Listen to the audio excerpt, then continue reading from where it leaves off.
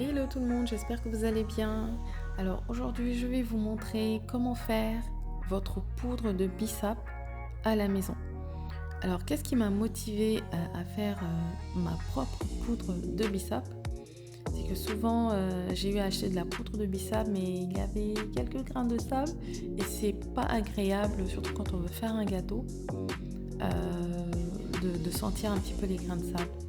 Donc je vais vous montrer comment vous pouvez faire aussi votre poudre de bissap chez vous. Vous aurez besoin de fleurs de bissap bien sûr. Donc je vais déjà trier les fleurs parce que des fois il y a des morceaux de paille ou d'autres feuilles qui ne sont pas du bissap. Donc voilà, je m'assure de bien tout enlever. Donc je vais rincer mes feuilles de bissap, je vais bien triturer. Je vais peut-être laisser tremper 5 minutes histoire de ramollir les fleurs.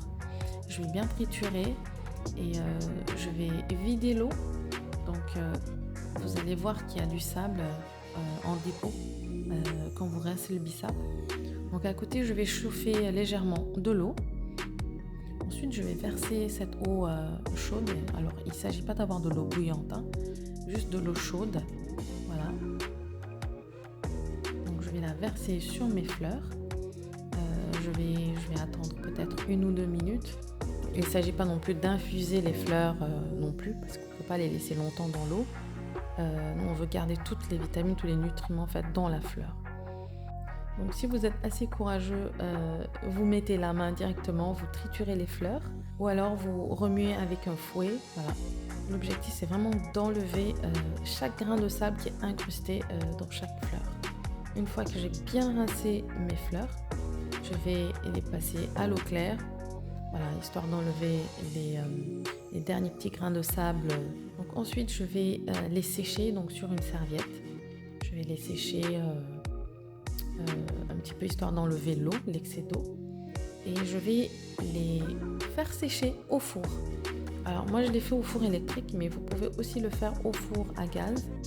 Alors vous le mettez vraiment très très très très bas, parce qu'il ne faut pas brûler vos fleurs non plus. Alors, il ne s'agit pas de les cuire, il s'agit de les sécher, de les déshydrater en fait. Donc une fois qu'elles sont bien sèches, donc moi c'est le lendemain que j'ai fait ma poudre. Donc, j'ai préparé mes fleurs la veille, je les ai déshydratées la veille. Et le lendemain donc, j'ai mixé mes fleurs qui étaient bien sèches. Comme vous voyez là, elles sont bien sèches. Il ne faut surtout pas qu'elles soient molles, sinon ça ne va pas marcher. Voilà, elle devrait être même cassante juste avec la pression des doigts. Donc je vais mixer avec mon robot. Et pour avoir une poudre fine, donc je vais tamiser. Je vais tamiser à chaque fois que je mixe une quantité de fleurs, je vais tamiser.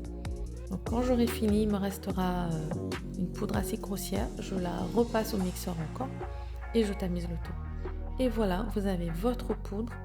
Vous pouvez faire du jus avec, vous pouvez faire des gâteaux, des biscuits, vous pouvez le mettre dans le yaourt au petit déjeuner.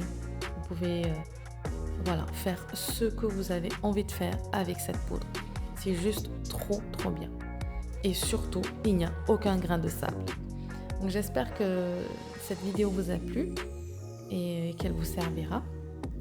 Je posterai très bientôt la recette du gâteau au bissap.